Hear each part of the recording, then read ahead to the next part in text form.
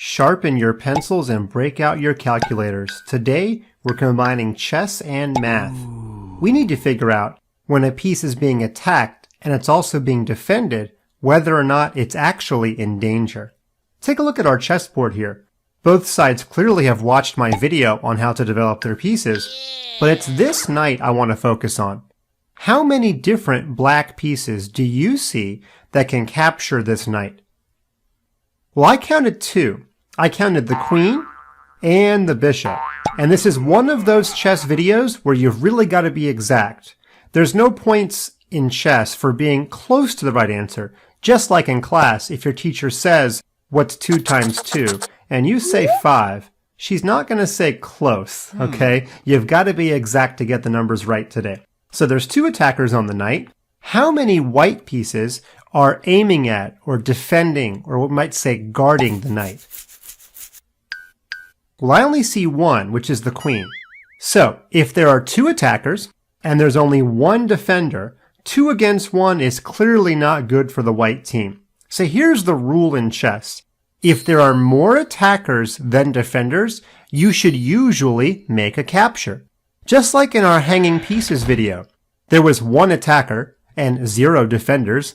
1 is clearly more than 0. This is just a little bit higher level concept than the previous video.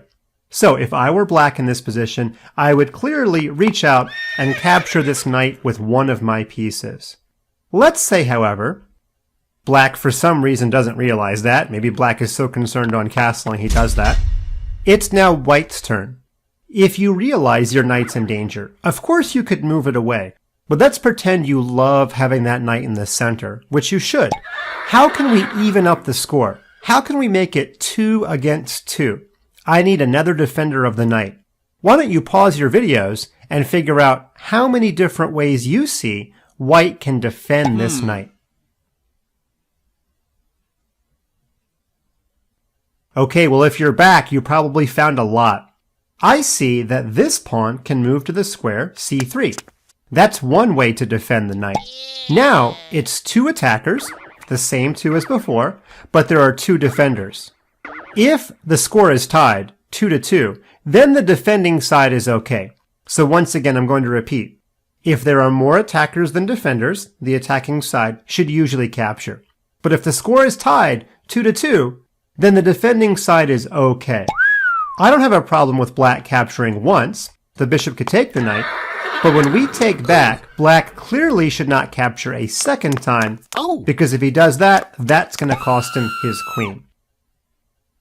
When you paused your videos, I asked you to find all the different ways to defend the knight. This was simply one way. But bishop to e3 would be a great second way. That actually gets a new piece off the back row.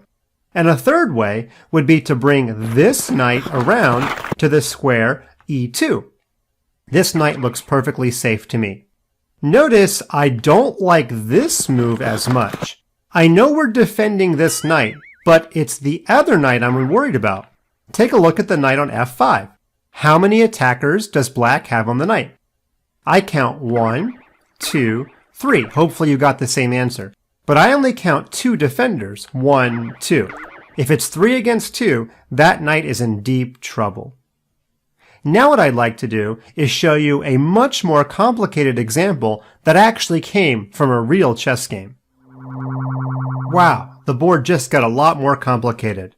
In this game, black wants to play this move, pawn to g4. But before playing it, he must do a very careful count of attackers and defenders. I want you to picture this black pawn landing on the square g4. Count the attackers and the defenders. Come back to me when you've got an accurate account of both. Okay, let's count the attackers first. I count 1, 2, 3, 4. I'm sure you got all of those. But you know what? When this pawn captures back, that opens up the bishop. So we actually have to count the bishop as an attacker. That's 5. And when the bishop captures one day, then the queen will be there for backup all the way through. So surprisingly, the answer is 6. Now let's count the defenders. Let's get rid of all of our arrows there. the number of defenders. 1, 2, 3, 4, and when the bishop captures, that will open up the queen. 5. Uh-oh, it's 6-5. Black realized this, and before advancing his pawn, he slid his bishop back to f8. That opens up the rook to help out. When the pawn advances, the rook will become the 6th defender. Now white couldn't find a way to stop the pawn, so he decides to run away with his king. Black in fact did move the pawn, and here we go. Lots of captures coming up.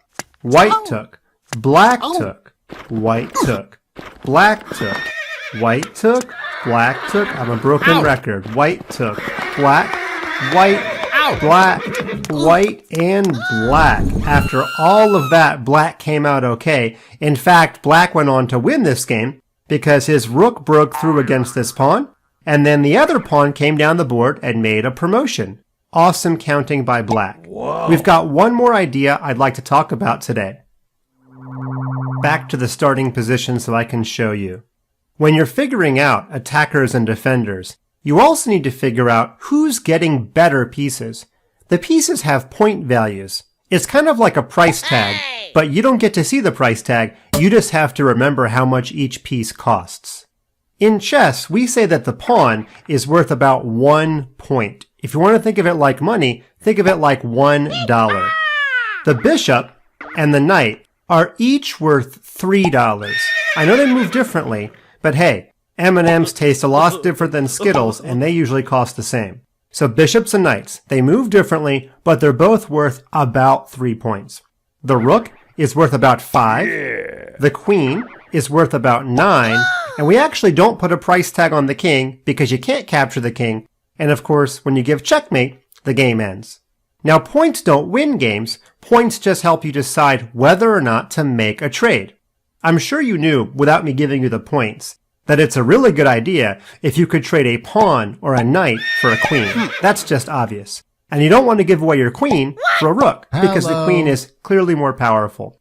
But let's test you out here. I'm going to give you some pretend examples, and you're going to tell me if it's a good trade.